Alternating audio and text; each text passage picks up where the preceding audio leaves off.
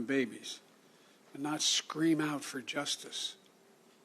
Justice must be done. But I caution this: while you feel that rage, don't be consumed by it. After 9/11, we were enraged in the United States. While we sought justice and got justice, we also made mistakes. I'm the first U.S. president to visit Israel in time of war. I've made wartime decisions. I know the choices are never clear or easy for the leadership.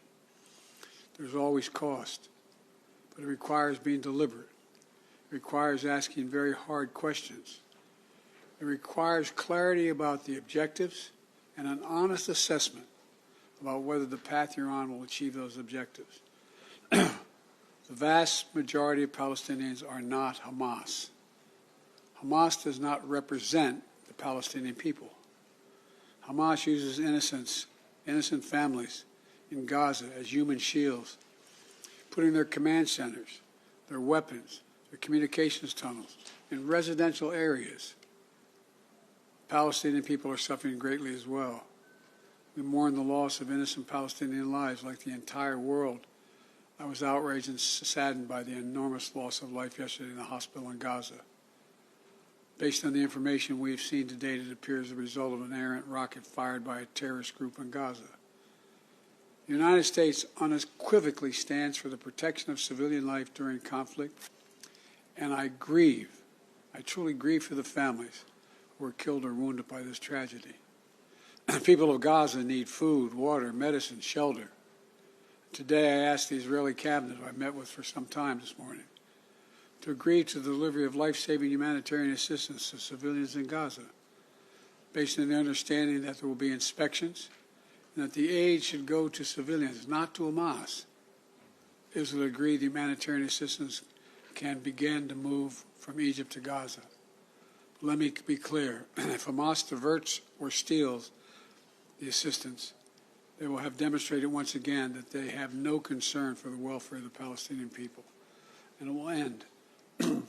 As a practical matter, it will stop the international community from being able to provide this aid.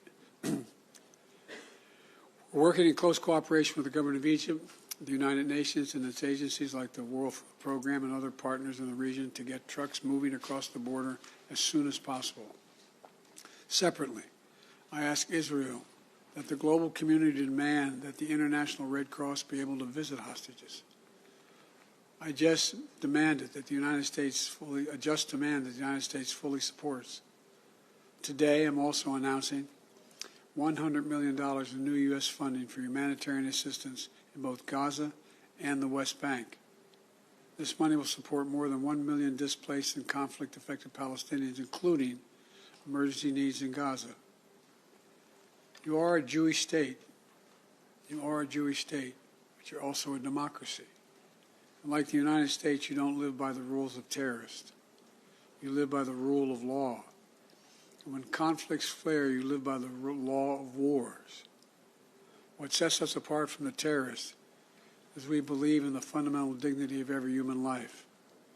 Israeli, Palestinian, Arab, Jew, Muslim, Christian, everyone. You can't give up what makes you who you are. If you give that up, then the terrorists win, and we can never let them win. You know, Israel's a miracle, a triumph of faith and resolve and resilience over impossible pain and loss. Think about October 7th, the Jewish holiday, where you read about the death of Moses, a tragic story of a profound loss to an entire nation, a death that could have left hopelessness in the hearts of the entire nation. But though Moses died, his memory, his message, his lessons have lived on for generations of the Jewish people as well as many others. Just as the memory of your loved ones will live on as well. After reading the story of Moses' death, those who observe the holiday began reading the Torah from the very beginning.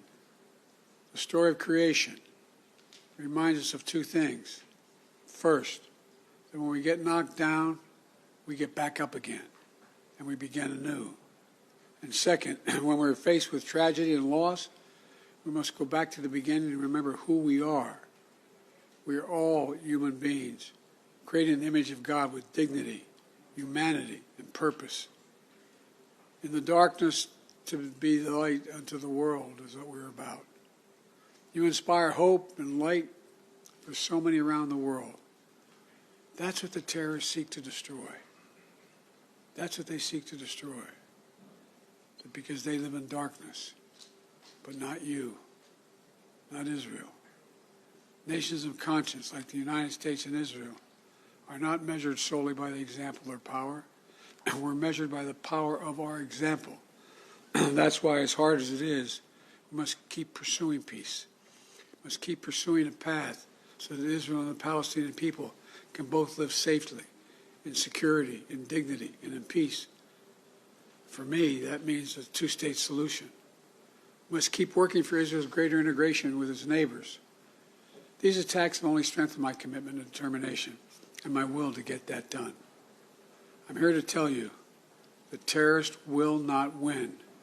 Freedom will win. So let me end where I began. Israel, you're not alone. The United States stands with you. I've told the story before, and I'll tell it again, of my first meeting with an Israeli prime minister 50 years ago as a young senator. I was sitting across from Golda Meir at her desk in her office.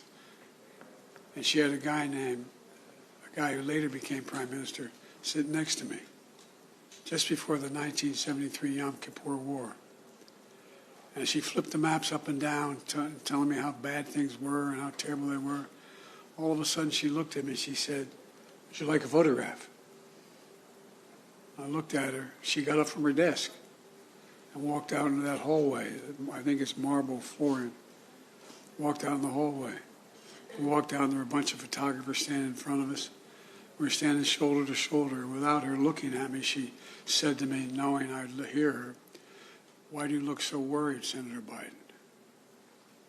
And I said, "Worried? Like, of course I'm worried." And she looked at me and she didn't look. She said, "We don't worry, Senator. We Israelis have a secret weapon. We have nowhere else to go." Well, today, I say to all of Israel, the United States isn't going anywhere either. We're going to stand with you. We'll walk beside you in those dark days. And we'll walk beside you in the good days to come. And they will come. As you say in Hebrew, which I'm not going to attempt to do because I'm such a terrible linguist, I'll say it in English. The people of Israel live. The people of Israel live. Israel will be safe, secure, Jewish, and democratic state today, tomorrow, and forever. May God protect all those who work for peace. God save those who are still in harm's way. Thank you very much. Mr. President, what is your red line that would prompt U.S. military involvement in this war?